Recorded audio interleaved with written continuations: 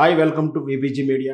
తెలంగాణలో అసెంబ్లీ ఎన్నికలు అయిపోయాయి. మళ్ళీ అయినా ఎన్నికల వాతావరణం ఇంకా తగ్గలేదు. ఎందుకంటే అతి త్వరలో పార్లమెంట్ ఎన్నికలు రాబోతున్నాయి.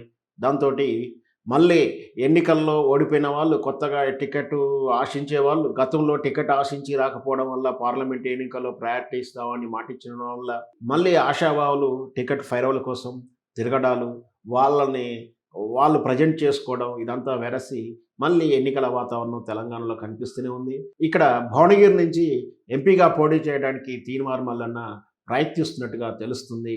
తీన్మార్ మల్లన్న అలియాస్ చింతపండు నవీను భువనగిరి ఎంపీ సీట్ మీద కన్నేసినట్టు దాన్ని పాచిక కదులుతూ రేవంత్ రెడ్డి నుంచి పాచిక కదులుతూనే అటువైపు కోమటిరెడ్డితోటి కూడా మంచి స్నేహాన్ని మెయింటైన్ చేస్తున్నాడని, లోపాయికారిక తాను మద్దతు కూడబెట్టుకోవడానికి ప్రయత్నం చేస్తున్నట్టు. ఎందుకంటే కాంగ్రెస్ ఈ ఎన్నికల్లో గెలుపుకు ఇండైరెక్ట్ కారణము తీర్మాన్ మల్లనని చెప్పి ఆయన భ్రమిస్తున్నాడు.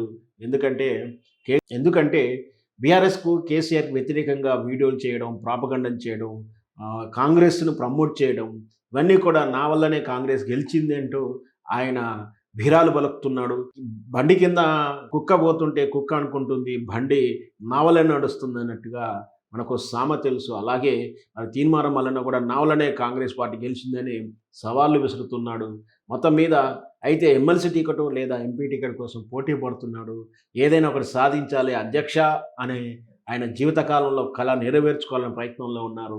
ఈ సమయం తప్పితే మళ్ళీ రాదనే ఉద్దేశంతో గట్టి ఫైరవలే చేస్తున్నట్టుగా తెలుస్తుంది. వాస్తవానికి కాంగ్రెస్ నుంచి తీన్మార్ మల్లన్నతో పాటు ఇంకా పోటీలో ఉన్న వాళ్ళు ఎవరెవరంటే రాజగోపాల్ రెడ్డి గారి భార్య లక్ష్మి, చామా కిరణ్ కుమారు, తర్వాత కుంభం అనిల్ కుమార్ గారి కూతురు కోసం కూడా తాను ట్రై చేస్తున్నట్టు కూడా తెలుస్తుంది.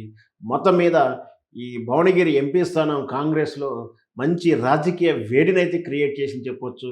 ఇకపోతే ఇక్కడ బీఆర్ఎస్ పార్టీ గురించి చెప్పాలంటే ఇక్కడ బీఆర్ఎస్ పార్టీ వాస్తవానికి బూడిద లక్ష్మయ్య గౌడు అతను ఆశిస్తున్నాడు. ఇంకొకటి పైల శేఖర్ రెడ్డి గారు ఆశిస్తున్నాడు.